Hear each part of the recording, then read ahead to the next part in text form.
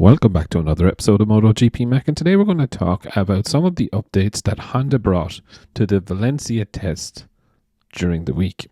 Now, the first area I'm going to talk about is the rear swing arm, and here you can see one of the major differences in the rear swing arm is just where the Michelin sticker is. You will see there is a vertical weld down.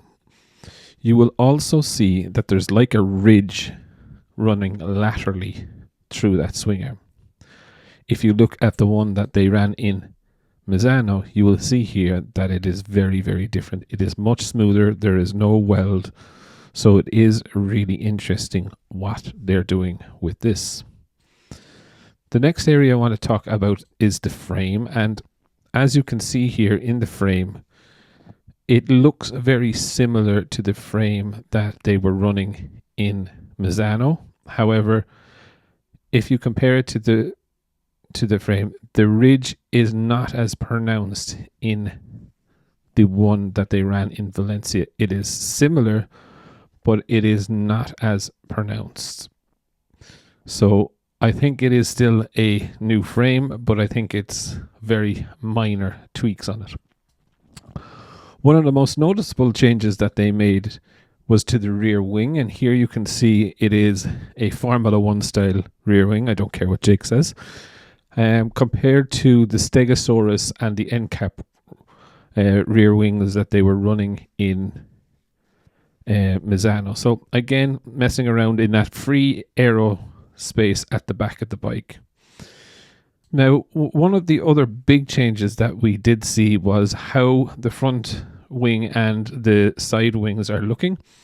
And the front wing is quite similar, a little bit small tweaks, nothing major, but there is a major tweak to the side wing. It is not as wide or Ducati-esque as last year. And you will see exactly what I mean in the Misano bike. You could see how it goes out and goes in. However, in this one, it is a single line. There's no curving in on that.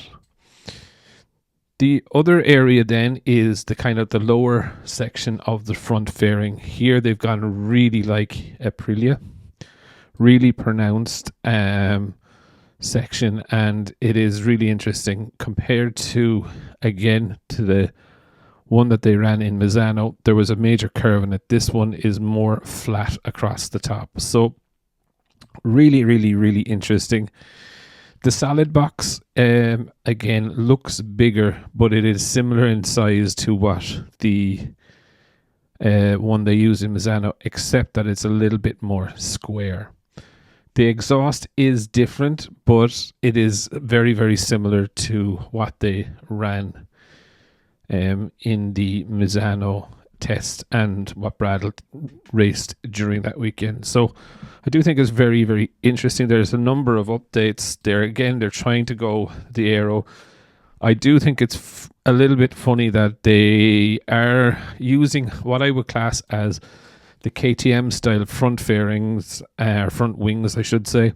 And KTM are now actually kind of going more in the way of Ducati. So Honda's front wings, I would imagine, will change a little bit over the course of the next few months before the next test. I would think so anyway. Overall, I think there's a lot of technology going on there. Maybe they have a direction, maybe they don't. I did think it was kind of fitting that Luca Marini only rode the 2024 bike in the test. He did not run the 2023 bike. Zarco did run the 2023 and the 2024. So I think they just don't want to confuse Luca Marini maybe, but I do think overall it was interesting to see what Honda brought to the table. All I can say is that they definitely are trying. There is definitely a lot of innovation going on there. This next couple of years with the concessions is definitely a few rebuilding years, so let's see what goes on. But I definitely love to know your thoughts. What do you think of the updates that Honda brought to the test? Definitely leave your thoughts in the comments below, and I'll be back again tomorrow with another video.